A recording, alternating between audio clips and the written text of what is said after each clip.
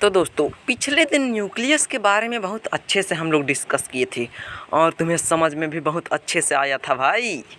तो यार हम लोग न्यूक्लियस में क्या पढ़े थे कि न्यूक्लियस डबल मेम्ब्रेन होता है, मतलब उसमें दो मेम्ब्रेन होता है। सबसे ऊपर वाला न्यूक्लियर इन्वेलप होता है और उसके अंदर वाला न्यूक्लियर मेम्ब्रेन होता है। यार एक चीज़ मैं तुम्हें बता देता हूँ, कुछ सेल इतने किस्मत वाले होते हैं जिनके न्यूक्लियस में दो दो मेम्ब्रेन पाए जाते हैं, लेकिन कुछ कुछ सेल इतने बदकिस्मत वाले होते हैं जिनके सेल के न्यूक्लियस में दो क्या एक मेम्ब्रेन भी नहीं होते। हाँ भाई, तो उसे न्यूक्लियस नहीं न्यूक्लियोइड कहते हैं। जैसे यहाँ पर फिगर में देख रहे हो ना, इसमें न्यूक्लियर का मेम्ब्रेन ही नहीं है, इसलिए इसे न्यूक्लियोइड कहते हैं। क्या कहते हैं? न्यूक्लियोइड, जिसमें न्यूक्लिक एसिड पाया जाता है। तो यह है डिफिनेशन न्यूक्लियोइड का। यार एक चीज़ मैं बता देता हूँ ना कि न्यूक्लियोइड वाला सेल ना यूनिसेलुलर ऑर्गेनिज्म में पाया जाता है, जैसे कि बैक्टीरिया, साइनोबैक्टीरिया, और हाँ प्रोकैरियोटिक सेल में पाया जाता है। यूकैरियोटिक सेल में तो न्यूक्लियस पाया जाता है। हाँ अच्छा, उसके बाद हमें पढ़ना है साइटोप्लाज्म के बारे में। देखो यार, तुम सेल के अंदर देखे होगे कुछ पानी जैसा सब्सटेंस होता है जिसमें कि अलग अलग सेल ऑर्गेनेल तैरते रहते हैं, मतलब उसमें प्रेजेंट रहते हैं। तो साइटोप्लाज्म का डेफिनेशन भी कुछ इस तरीके से है, the fluid inside the plasma membrane is called cytoplasm. Plasma membrane मतलब जानते हो ना? हाँ यार, तो उसके अंदर जो पानी जैसा होता है उसी को साइटोप्लाज्म कहते हैं। यार अभी हम लोग ना सेल के अलग अलग ऑर्गेनेल के बारे में पढ़ेंगे, इसीलिए उसमें उस सेल ऑर्गेनेल का फंक्शन और उस सेल ऑर्गेनेल का स्ट्रक्चर ज़रूर से ध्यान देना। तो ये साइटोप्लाज्म का फंक्शन क्या है? देखो यार, सेल के अंदर बहुत सारे ऑर्गेनेल होते हैं, तो उन सारे ऑर्गेनेल में सब्सटेंस एक्सचेंज होते हैं। जैसे कि यहाँ का कुछ सामान को उसमें भेजना है और वहाँ का कुछ सामान को इसमें लाना है, तो ये सब काम के लिए साइटोप्लाज्म हेल्प करता है। और दूसरा भाई, इसमें कुछ केमिकल पाए जाते हैं, जैसे कि अमोनिक एसिड, ग्लूकोज, विटामिन, ये सब इसमें पाए जाते हैं। यार लाइट ही कट गया, थोड़ा देर बाद अभी मैं बना रहा हूँ वीडियो। हाँ तो यार, साइटोप्लाज्म का स्ट्रक्चर और फंक्शन तो तुम देख ही लिए होगे। तो चलो बढ़ते हैं नेक्स्ट ऑर्गेनेल की ओर, एंडोप्लाज्मिक रेटिकुलम। भाई इसका स्ट्रक्चर ट्यूब टाइप से होता है, लंबा लंबा ट्यूब होता है। यहाँ पर इस फोटो में तुम देख भी सकते हो, और ये एक तरफ से चौड़ा चौड़ा सीट टाइप से दिखता है। देखो, इसे देख रहे हो ना? और यार इसके बारे में मैं एक चीज़ और बता देता हूँ कि ये न्यूक्लियस के पास ही रहता है, न्यूक्लियस से सटा हुआ रहता है। देख रहे हो ना, वो बीच वाला न्यूक्लियस है और ये एंडोप्लाज्मिक रेटिकुलम है। यार इसका जो मेम्ब्रेन होता है ना, वो सेल मेम्ब्रेन जैसा ही होता है। जैसा सेल मेम्ब्रेन होता है उसी तरीके से एंडोप्लाज्मिक रेटिकुलम का भी मेम्ब्रेन होता है, और इसका भी मेम्ब्रेन लिपिड्स एंड प्रोटीन से बना हुआ रहता है। तो चलो इसका फंक्शन देख लेते हैं कि ये काम क्या करता है। भाई इससे पहले इसके टाइप को देख लेते हैं कि ये कितने टाइप का होता है। ये दो टाइप का होता है, rough endoplasmic reticulum, smooth endoplasmic reticulum. भाई इन लोग का जैसा नाम है ना, वैसा देखने से भी दिखता है। रफ एंडोप्लाज्मिक रेटिकुलम के ऊपर राइबोसोम चिपका हुआ रहता है, जिससे कि ये रफ दिखता है, मतलब प्लेन नहीं दिखता, बिल्कुल रफ दिखता है।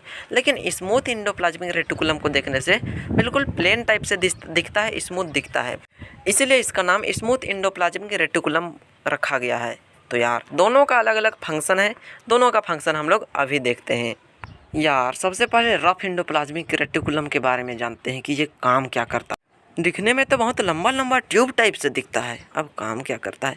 यार तुम्हें तो पता है कि इसके ऊपर राइबोसोम चिपके हुए रहते हैं, और राइबोसोम प्रोटीन सिंथेसाइज करते हैं, मतलब प्रोटीन बनाते हैं। अब राइबोसोम में प्रोटीन बनेगा तो फिर ये रफ एंडोप्लाज्मिक क्या करेगा, जहाँ जहाँ प्रोटीन का ज़रूरत होगा वहाँ वहाँ पहुँचा देगा कि ले भैया, तो क्या प्रोटीन का ज़रूरत है, ले जाइए। प्रोटीन ट्रांसपोर्टेशन में ये माहिर है रफ एंडोप्लाज्मिक रेटिकुलम। अच्छा अब चलो पढ़ते हैं स्मूथ एंडोप्लाज्मिक रेटिकुलम के बारे में, वो क्या ट्रांसपोर्टेशन करता है। भाई दोनों का स्ट्रक्चर ट्यूब टाइप से ही है, लेकिन काम थोड़ा अलग अलग हो जाता है। यार ये चर्बी बनाता है, मतलब फैट्स प्रोड्यूस करता है। वैसे चर्बी से याद आता है कि भाई जिस आदमी में फैट ज़्यादा रहता है ना, वो मोटा बहुत होता है। यार अगर तुम थोड़ा मोटा होना तो कुछ भी करो, सुबह उठ के पूरा एक्सरसाइज करो, लेकिन यार पतला हो जाओ, मोटा आदमी को हर काम करने में दिक्कत होता है। अच्छा, तो स्मूथ एंडोप्लाज्मिक रेटिकुलम फैट्स बनाता है। फैट्स को लिपिड्स भी कहते हैं। अब फैट्स बना लिया है तो फिर क्या करेगा, जहाँ जहाँ फैट्स का ज़रूरत होगा वहाँ वहाँ पहुँचा देगा कि ले भैया अगर फैट्स का ज़रूरत है तो बोल, यानी हम तैयार है, दे दो अब, ऐसा कह के। रफ एंडोप्लाज्मिक रेटिकुलम राइबोसोम के सहायता से प्रोटीन बना लेता है और इधर उधर भेज देता है, जिसको ज़रूरत है उसको दे देता है, और स्मूथ फैट बना के जिसको ज़रूरत होता है उसे दे देता है। अरे भाई यार, मुझे एक चीज़ याद आ रही है यार, हमारा जो सेल मेम्ब्रेन होता है ना, वो भी तो लिपिड्स और प्रोटीन से बना हुआ होता है। अरे हाँ भाई, तो यार जब सेल मेम्ब्रेन बनता है ना, तो उस समय स्मूथ एंडोप्लाज्मिक रेटिकुलम और रफ एंडोप्लाज्मिक रेटिकुलम दोनों लिपिड्स और प्रोटीन सेल मेम्ब्रेन बनाते समय दान करते हैं। मतलब एंडोप्लाज्मिक रेटिकुलम के कुछ प्रोटीन और लिपिड से ही सेल मेम्ब्रेन बनता है। जिस प्रोसेस से सेल मेम्ब्रेन बनता है उसे कहते हैं मेम्ब्रेन बायोजेनेसिस। अच्छा यार, तो इनका और थोड़ा मोड़ा काम जान लेते हैं, काहे कि एक आदमी का एक काम थोड़े होता है। अब मैं ही हूँ, मेरा एक काम थोड़े है, बहुत काम है, तो इसका भी कुछ कुछ और काम होता है। यार लिपिड्स मतलब नहीं गड़बड़ाना, लिपिड्स फैट को ही कहते हैं। तो भाई कुछ लिपिड्स और प्रोटीन हार्मोन और एंजाइम का काम करते हैं। कहाँ पर काम करते हैं वो तो मैं कुछ देर बाद बताऊंगा, लेकिन जगह जगह पर ये हार्मोन और एंजाइम का भी काम करते हैं। हाँ, बाकी तो एक फंक्शन तो तुम्हें पता ही है कि ये प्रोटीन और लिपिड्स बना के जिस सेल ऑर्गेनेल को ज़रूरत होता है उसे दे देता है। बस इसका यही काम है, ट्रांसपोर्ट कर देता है भाई। मेनली ये लोग लिपिड्स और प्रोटीन ही ट्रांसपोर्ट करते हैं, और अदर चीज़ का ट्रांसपोर्टेशन का अलग ऑर्गेनेल है, उसके बारे में भी पढ़ेंगे। यार वर्टिब्रेट एनिमल्स मतलब जानते हो? चलो मैं ही बता देता हूँ। वैसा एनिमल जिनका रीढ़ हड्डी होता है उसे वर्टिब्रेट एनिमल कहते हैं। जैसे कि हम इंसान, गाय, बैल, ये लोग का रीढ़ हड्डी होता है, तो हम लोग वर्टिब्रेट एनिमल के कैटेगरी में आ जाएंगे। तो भाई जितने भी वर्टिब्रेट एनिमल्स लोग होते हैं ना, तो उनके लीवर में स्मूथ एंडोप्लाज्मिक रेटिकुलम हॉर्मोन्स या फिर एंजाइम के रूप में पाया जाता है। तो आदमी लोग के पेट में कभी कभी जहर चला जाता है और दारू सब पी लेते हैं आदमी लोग, तो उसको, उस जहर को डिटॉक्सिफाई मतलब उसका असर को ख़त्म करने के लिए ये लीवर का स्मूथ एंडोप्लाज्मिक रेटिकुलम काम करता है। इसलिए ना भाई, वैसे लोग जो बोतलधारी हैं, मतलब ज़्यादा दारू सब पीते हैं, तो उनका किडनी के साथ लीवर भी ख़राब हो जाता है और उनका राम नाम सत्य हो जाता है। क्योंकि भाई बेवकूफ़ एक दिन में 2-4 बोतल दारू पिएगा तो क्या होगा। अब इसका भी तो लिमिट होता है, एक बार में 4-5 बोतल को डिटॉक्सिफाई करना कोई बच्चों का खेल तो नहीं है, इसलिए उसका लीवर ख़राब हो जाता है। तो इसका फंक्शन तो ख़त्म हुआ। अब पढ़ना है गोल्गी एपरेटस के बारे में। यार गोल्गी एपरेटस को ना गोल्गी बॉडीज़ के नाम से भी जानते हैं, गोल्गी बॉडीज़, लेकिन तुम्हारे किताब में गोल्गी एपरेटस लिखा हुआ है, इसलिए मैं गोल्गी एपरेटस ही लिख दिया। यार इसका स्ट्रक्चर बहुत गजब का स्ट्रक्चर है, और जैसा स्ट्रक्चर है ना वैसा काम भी करता है भाई। देख रहे हो ना, पिल्लू टाइप से दिखता है यार। तो इसके ऊपर जो वाइट वाइट दिख रहा है ना भाई, उसी को यहाँ पर मेम्ब्रेन बाउंड वेसल्स कहा जा रहा है। इसके ऊपर का जो वाइट वाइट है उसे मेम्ब्रेन कहा जा रहा है। तो ये एक दूसरे के पैरेलल होते हैं और ये बहुत गजब तरीके से अरेंज्ड होते हैं, जिसे साइटर्न्स कहते हैं। यार नाम भी इसका बड़ा अजीब टाइप से है यार। तो स्ट्रक्चर तो तुमने देख ही लिया है, अब इसके फंक्शन के बारे में भी देख ही लिया जाए।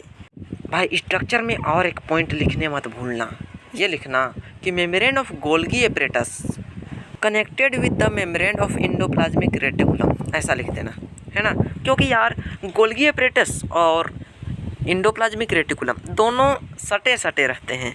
अब दोनों का काम भले अलग हो लेकिन सटे सटे रहते हैं, काम भी लगभग सेम ही है। ये भी ट्रांसपोर्टेशन का काम करता है, लेकिन ये हाई लेवल ट्रांसपोर्टेशन का काम करता है। मैं अभी बताऊंगा, टेंशन मत लो कैसा कैसा ट्रांसपोर्टेशन करता है बच्चा।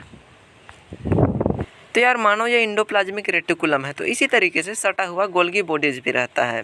तो यार एंडोप्लाज्मिक में कुछ प्रोटीन, लिपिड्स ये सब सिंथेसाइज होते हैं, तो उसे सेल के कोने कोने में पहुंचाने का काम इसका ही रहता है, और एक सेल से दूसरा सेल में कोई भी चीज़ को लाना ले जाना इसी का काम रहता है भाई, इसी का काम रहता है। तो भाई समझ रहे हो ना, हाई लेवल ट्रांसपोर्टेशन काम करता है।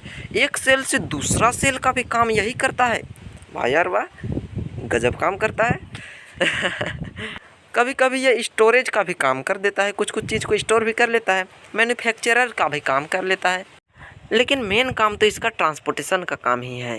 कभी कभी तो ये सिंपल शुगर को कॉम्प्लेक्स शुगर में बदलने का भी काम करता है। अब तुम बोलोगे सिंपल शुगर और कॉम्प्लेक्स शुगर, यार तुम बस इतना ही समझो कि शुगर सिंपल फॉर्म में रहता है तो बॉडी के लिए कॉम्प्लेक्स शुगर का ज़रूरत होता है, तो सिंपल शुगर से कॉम्प्लेक्स शुगर में बदलने का काम इसका रहता है। तो यार इसका मेन काम तो तुम्हें पता चल गया होगा कि ट्रांसपोर्टेशन का ही काम करता है।